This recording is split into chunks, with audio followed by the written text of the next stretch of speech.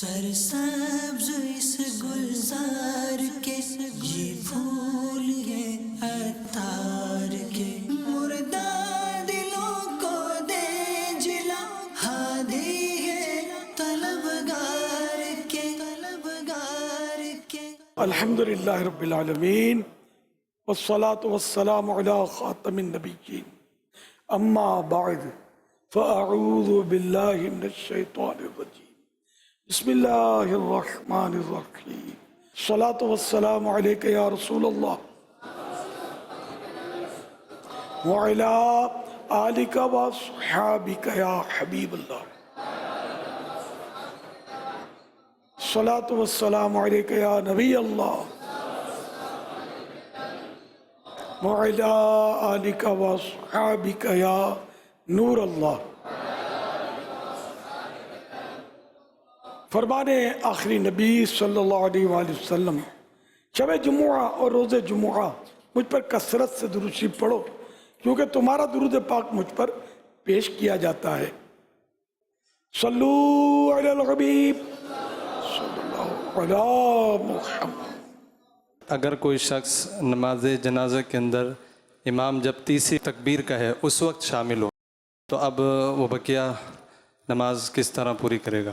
مسبوق یعنی جس کی بعض تکبیریں فوت ہو گئیں وہ اپنی باقی تکبیریں امام کے سلام پھیرنے کے بعد کہے، اور اگر یہ اندیشہ ہو کہ دعا وغیرہ پڑھے گا تو پوری کرنے سے قبل لوگ جنازے کو کندھے تک اٹھا لیں گے، تو صرف تکبیریں کہہ لے، دعا وغیرہ چھوڑ دے۔ چوتھی تکبیر کے بعد جو شخص آیا تو جب تک امام نے سلام نہیں پھیرا شامل ہو جائے، اور امام کے سلام کے بعد 3 بار اللہ اکبر کہے، پھر سلام پھیرے۔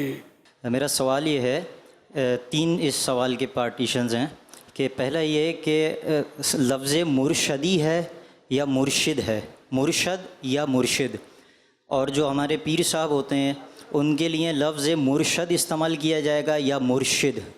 اور تیسرا سوال یہ کہ عوام کے اندر ایک نعرہ مقبول ہے کہ سیدی مرشدی یا نبی یا نبی، تو یہاں پہ لفظ مرشد استعمال کیا جائے گا یا مرشد؟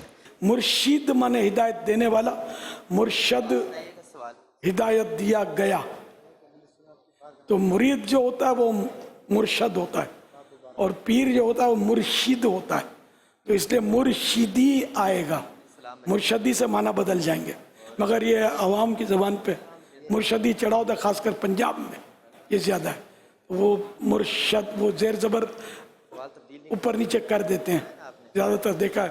عالم کو عالم بولتے ہیں، عالم مانے دنیا، عالم مانے علم والا، یہ میں نے کانوں سے سنا اس لیے بولتا ہوں کہ اس طرح زیر زبر آگے پیچھے ان کے بیچاروں کے ہو جاتے ہیں۔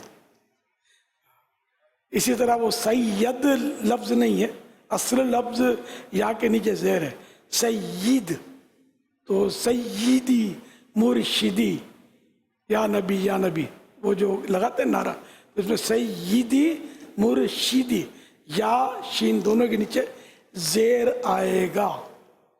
سیدی مانے اے میرے سردار، مرشدی مانے اے میرے مرشد، تو پیارے آقا صلی اللہ علیہ وسلم تو ساری کائنات کے مرشد ہیں۔ صلو علی الحبیب صلی اللہ علی محمد۔ امیر اہل سنت دامت برکاتہم العالیہ کی بارگاہ میں عرض یہ ہے کہ اپنے پیر و مرشد دامت برکاتہم العالیہ کی بارگاہ میں حاضری ہو یا دیگر مشائخ کرام کی بارگاہ میں حاضری ہو، فقہی مسائل کے علاوہ گفتگو کرنی چاہیے یا وہاں خاموشی سے بیٹھ جانا چاہیے؟ اللہ اللہ، ہاں ادب تو یہی ہے کہ صرف سنیں، اپنی نہ سنائیں۔ جیسے اب کوئی دعا کے لیے کہنا ہے، اپنی کوئی پریشانی ظاہر کرنی تو وہ بھی حرج نہیں ہے اس طرح کہنے میں، لیکن زیادہ تر یہ کہ بہتر یہ ہے کہ ان کی سنیں۔ بعض لوگ اپنے کارنامے سنا رہے ہوتے ہیں تو یہ مناسب نہیں ہے۔ دور جب اللہ کے ولی ہیں تو یہ ہمارے دلوں کے حالات بھی جانتے ہیں، تو اس صورت میں دعا کے لیے بھی کہنا چاہیے یا دعا کے لیے بھی خاموشی رہنا چاہیے؟ ولایت میں دل کے حال جاننا شرط تو نہیں ہے، نہ ولایت کے لیے کوئی کرامت شرط ہے، اس میں بھی اقسام ہوتی ہیں نا، اور اللہ جس پر چاہے یہ کرم کر دے اس کے فضل سے کہ وہ دلوں کا حال جان لے، اور یہ ضروری نہیں کہ ولی ہی جانے، غیر ولی بھی جان سکتا ہے. وہ اعلیٰ حضرت رحمۃ اللہ علیہ نے ایک موقع پر کسی نے مطلب جب بتایا کہ فلاں غیب کی باتیں کر رہا ہے وغیرہ، تو اس پر ارشاد فرمایا کہ ایک بزرگ کے پاس بادشاہ حاضر ہوا، تو بزرگ کے پاس کچھ نذرانے میں سیب آئے تھے، ایپل. تو اس بادشاہ نے ایک ایپل پر نظر ڈالی کہ اگر یہ واقعی اللہ کے ولی ہیں پہنچے ہوئے ہیں تو یہ سیب میں جو چاہتا ہوں نہیں اٹھا کر مجھے دے دیں گے، کہ دل کی بات جان لیں گے. تو اس بزرگ نے کہنا شروع کیا کہ میں سیاحت پر تھا، میں سفر پر تھا، میں تو ایک جگہ میں پہنچا تو وہاں ایک شخص کے پاس بڑا باکمال گدھا تھا. گدھے میں کمال یہ تھا کہ لوگ جیسے بیٹھے ہیں تو ان کی قلم اس کا اس کی طرف، رومال اس کا اس کی طرف، یوں چیزیں بدل دی جاتی. پھر وہ گدھا جو ہے اس میں سے لایا جاتا اس کے کمرے میں سے، تو جس کی وہ چیز ہوتی تھی نا اس کو وہ دھکیل دیتا تھا، قلم اس طرف ڈال دیا، رومال جس کا تھا اس طرف، جس کو تھا اس کو پہنچا دیتا تھا. پھر یہ واقعہ سنانے کے بعد اس بزرگ نے سیب اٹھایا اور بادشاہ کو دیتے ہوئے کہا کہ میں نے اگر تمہارا مطلوبہ سیب تمہارے دل میں آیا، وہ سیب تم کو دے بھی دیا، تو اس گدھے سے بڑھ کر کیا کمال کیا. تو اصل کمال یہ نہیں ہے، اصل کمال ہے شریعت کی پابندی، قرآن و حدیث کی پابندی، فرائض و سنت کی پابندی، شریعت کی پابندی. ہم لوگ یہ نہیں دیکھتے. بعض اوقات کوئی ایسے ہوتے ہیں وہ جن کے بعد موکل ہوتے ہیں یا کوئی ایسے پھر یہ بتا دیتے ہیں وہ بتا دیتے ہیں، بعض اوقات سی باتیں بتا دیتے ہیں، بعض اوقات اندھیرے میں تیر مارتے ہیں، کوئی صحیح لگ جاتی ہے کوئی غلط ہو جاتی ہے، تو یار یہ بہت پہنچا ہوا ہے. اب نماز نہ پڑھے، روزہ نہ رکھے، وہ یہ پہنچا ہوا ضرور ہے. حصہ شخص پہنچا ہوا واقعی ہوتا ہے لیکن وہ اللہ تک نہیں، شیطان کے قدموں تک وہ پہنچا ہوا ہوتا ہے. اس لیے اصل شریعت کی پابندی ہے. کسی بڑے بزرگ کا واقعہ ہے کہ کوئی شخص ان کے صحبت میں ایک عرصے تک رہا، پھر یہ جانے لگا کہ میں چلا. کیا ہوا؟ بولا میں اتنے عرصے تک رہا، آپ نے کوئی کرامت ہی نہیں دیکھی میں چلوں. تو آپ نے فرمایا کہ کوئی فرض چھوٹتا دیکھا میرا؟ نہیں. کوئی واجب چھوٹتے ہوئے دیکھا؟ نہیں. کوئی سنت میں نے چھوڑی تو نے دیکھی؟ نہیں. وہ اس سے بڑھ کر کیا کرامت ہے؟ تو اس لیے مطلب ہم لوگ جو ہے نا ظاہر بین ہیں. ہم کو کوئی مطلب ہے کہ وہ کوئی انوکھی سی بات بتا دے نا، ہم بولے یہ پہنچا ہوا ہے، او پہنچا ہوا ہے. تو اللہ پاک بس ہم سے راضی ہو جائے تو ہم پہنچے ہوئے ہیں. اگر رب ناراض ہے تو دنیا بولے پہنچا ہوا ہے، کچھ بھی نہیں فائدہ. صلو علی الحبیب صلی اللہ علی محمد. ڈاکٹر اشتیاق احمد اتاری سردار آباد سے آپ کی خدمت میں حاضر ہوں. کبھی استقامت مل جاتی ہے نیکیوں پہ، پھر پیچھے ہو جاتے ہیں، پھر مل جاتی ہے، ایسی کوئی مستقل ہو؟ اب تو کرامت سے بھی آگے جانا چاہتے ہیں. مستقل گناہوں سے پرہیز ہو اور بس نیکیوں کا سلسلہ، اس کے لیے کیا کیا؟ الاستقامت فوق الکرامہ. استقامت کرامت سے بھی بڑھ کر ہے، اس پر بھی یہ ہے مقولہ. تو اللہ پاک استقامت دے تو ہمیں کوشش جاری رکھنی چاہیے. دل لگے نہ لگے کرتے رہیں کرتے رہیں کرتے رہیں تو اللہ نے چاہا تو استقامت بھی مل جائے گی. اونچ نیچ تو چلتی رہتی ہے، تقریباً ہر ایک کے ساتھ چلتا رہتا ہے. پر گناہ نہیں ہونے چاہیے، گناہ تو ایک بھی نہیں ہونا چاہیے. امیر اہل سنت سے میرا سوال یہ ہے، جیسا کہ ہر فصل پر عشر ہے، تو لائیو اسٹاک کا چارہ یعنی گھاس بھی ایک فصل ہے، اور میں بھی کچھ یہ فصل کاشت کرتا ہوں جو کہ مارکیٹ میں فروخت نہیں کرتا، اپنے جانور ہیں ان کو چارے کے طور استعمال کرتا ہوں. کیا اس پر بھی عشر ہے؟ گھاس وغیرہ کچھ ایسی چیزیں ہیں جن سے عموماً زمین کے منافع حاصل کرنا مقصود نہیں ہوتا، نہ وہ باقاعدہ طور پر کاشت کی جاتی ہے. اس وجہ سے ان چیزوں کے متعلق فقہاء کرام نے عشر واجب نہ ہونے کا حکم بیان فرمایا، لیکن ساتھ ہی یہ وضاحت بھی کر دی کہ زمین کو اگر ان چیزوں میں مشغول کر دیا اور یہ چیزیں باقاعدہ کاشت کر دیں تو ان میں بھی عشر واجب ہوگا. اس میں یعنی کہ پھر کب عشر کب واجب ہوتا ہے اور کب آدھا عشر واجب ہوتا ہے، یہ پھر اس کی الگ تفصیل ہے कि कौन से पानी से वो काश्त होती है। जज़ाकल्लाहु खैरा। वैयाकुम। काश्त करने पर अब वो क्या अपने जानवरों को खिलाए तो भी मतलब उश्र वाजिब है। ये दारुल अहले सुन्नत का फतवा था, उसमें से कुछ मैंने पढ़ के आपको सुनाया। اور یہ ارشاد فرما دیجیے کچھ لوگ ہوتے ہیں وہ ہمیں پڑھاتے نہیں ہیں لیکن اسی ادارے میں ہم پڑھتے ہیں جہاں وہ پڑھاتے ہیں، تو کیا ان کا حکم ماننا بھی اسی طرح ضروری ہے جیسے اپنے اساتذہ کرام کا ماننا ضروری ہے؟ استاد تو وہی ہوتا ہے نا جس سے آدمی کچھ سیکھے.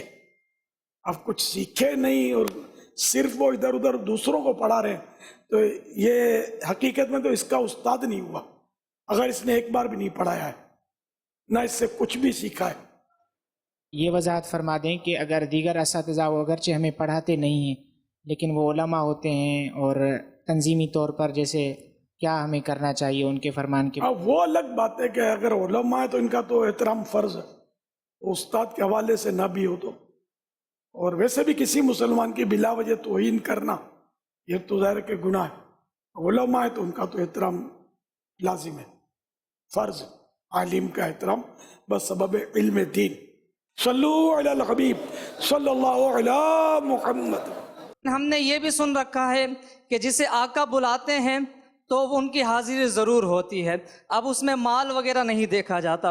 تو حضور ہم ایسا کون سا عمل کریں، ہم ایسا کون سا وظیفہ پڑھیں جس سے آقا علیہ الصلوۃ والسلام ہمیں اپنے در کی حاضری نصیب فرما دیں؟ برائے کرم ارشاد فرما دیں. ہاں جب بلائے آقا نے خود انتظام ہو گئے، درود شریف کثرت کرتے رہے، فریاد کرتا رہے، دل میں جذبہ ہوگا اور لگن ہوگی. میں ایک نوجوان کو دیکھتا تھا، عیسائی بھائی تھا، مطلب یوں بہت پرانا واقعہ یہ. وہ بالکل بیچارہ دیکھنے میں بھی کوئی اس میں نہ باتوں میں کسی طرح کی بھی اس میں کوئی ایسی چیز نہیں تھی جو اس سے کوئی دوستی کرے، اس سے بات چیت کرے.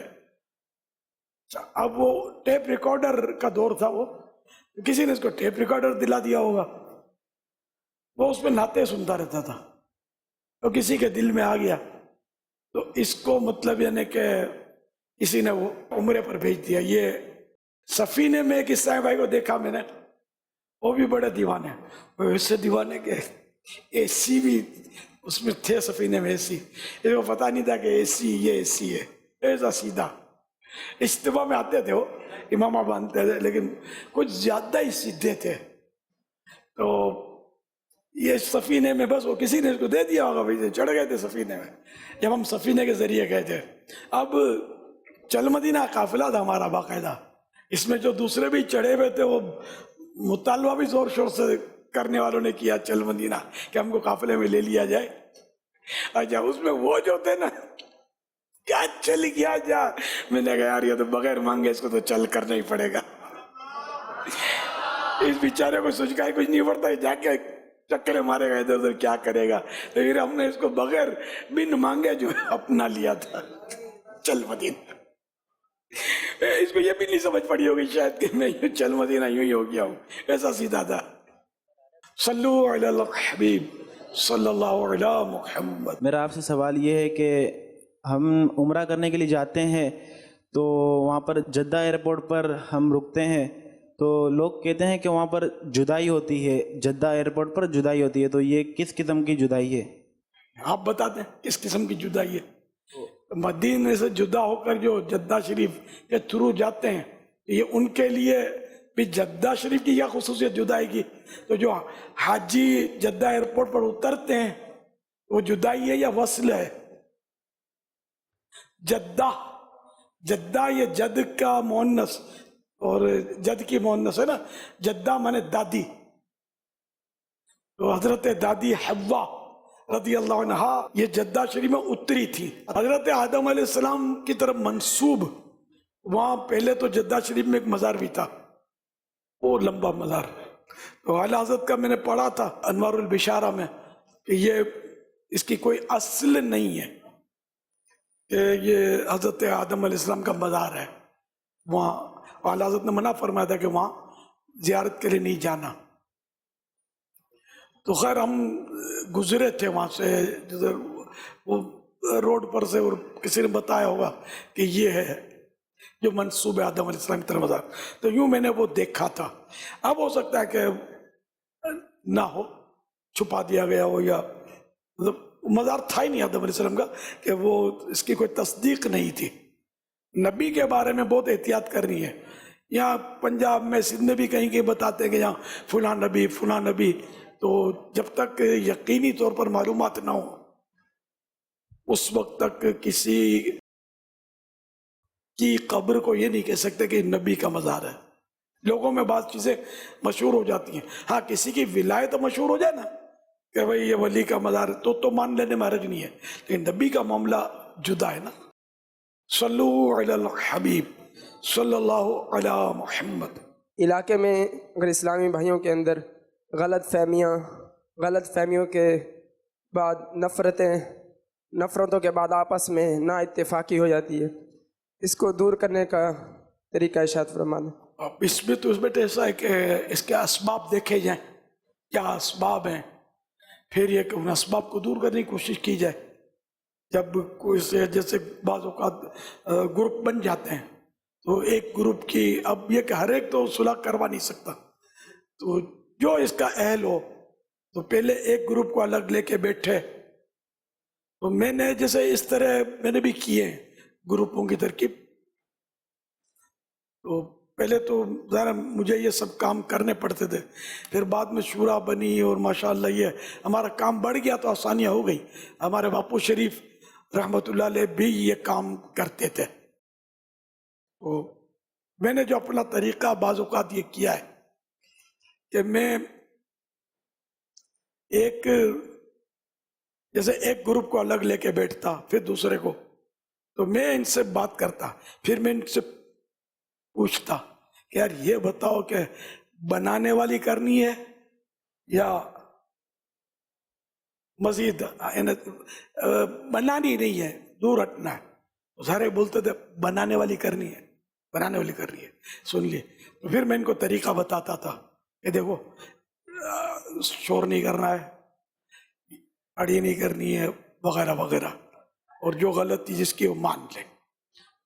अगर बनना नहीं है तो फिर झुकना पड़ेगा, झुकेंगे, कुछ आप झुकेंगे, कुछ वो झुकेंगे, इसी तरह उसको सेट करता। तो बाज़ बात ये रो के मिलते थे और तरकीब बन जाती थी। जद्दा शरीफ में एक वाक़या हुआ था, तो वही वहाँ के इस्लामी भाइयों में कुछ मसले थे। अब वो लेकर मैं बैठा, इनको निगरान शुरा भी थे, ये शायद नए थे उन दिनों, निगरान शुरा बने थे। वो उसमें मतलब सर फाड़ इनके मसाइल थे क्या, तरकीब बन गई, माफ़ी मांग ली, जो भी सुलह हो गई।